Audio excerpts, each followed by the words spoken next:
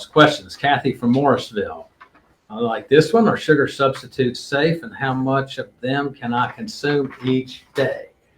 You know, I don't think anyone knows the exact answer to this question. There's no one right answer. And look, just like everything else, there's always an answer. There's 1,000 answers you can find on the internet. As there's not all this information out there. It's not like the U.S. Food and Drug Administration or the United States Department of Agriculture has decided to purposely, in cahoots, put out a bunch of poisonous, sugar substitutes, tell you to consume them so that you'll get cancer and die. And they're all in cahoots lying about it. That's not what they're doing. So, look, I don't know how healthy they are for you. Okay, there is an absence of data suggesting that they cause all of these health problems. All right. I happen to think that a diet that's whole and without stuff like that is great. I happen to think that real sugar, refined sugar, is the problem. Okay, it is, and whatever its form, whether it's high fructose corn syrup or table sugar or whatever the name of the stuff is.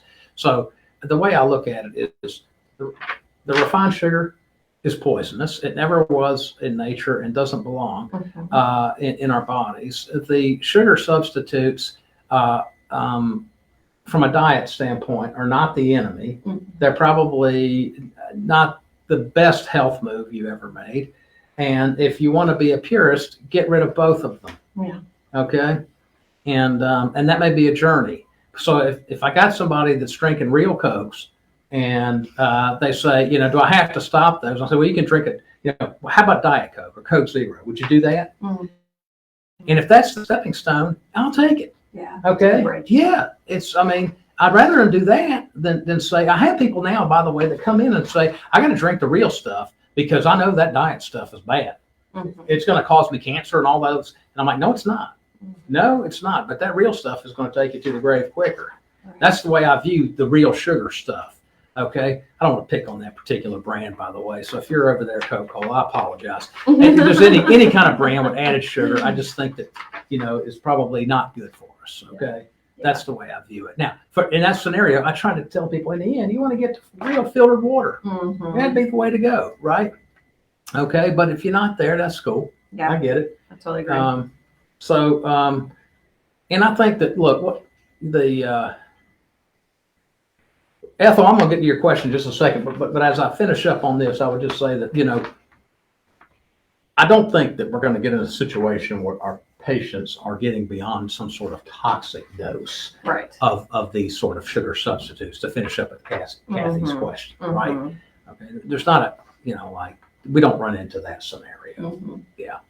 And I'll just say real quick before we cover your question, Ethel, the thing that you'll hear us say a lot if you're a patient in the practice is, is this okay? Is that okay?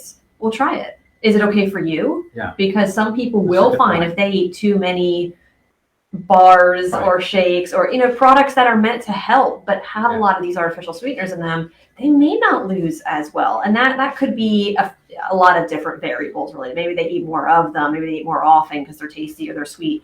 But generally speaking, Kathy, if you can consume some and you are still able to lose weight or maintain weight and achieve your goals, that is the answer to your question. That's right. Of can I or can't I? That is so true. That right there that's right on the money. All right, so Ethel's question, is it advised to use HCG more than twice a week? The answer to that question is no. Yeah, answer to the question is no.